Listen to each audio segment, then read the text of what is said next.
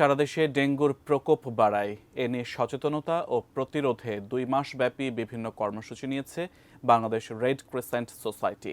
সকালে রাজধানী সোসাইটির জাতীয় সদর দপ্তরের কর্মসূচির উদ্বোধন করেন রেড ক্রিসেন্ট সোসাইটির ভারপ্রাপ্ত চেয়ারম্যান ডক্টর জামিল আহমেদ। তিনি জানান, এই কর্মসূচির আওতায় ঢাকা দক্ষিণ ও রাজশাহী সিটি কর্পোরেশনে প্রায় 80,000 টেস্টিং কিট এবং ঢাকা, রাজশাহী ও সিলেটে সিটি কর্পোরেশনে 36,000 স্যালাইন দেওয়া হবে।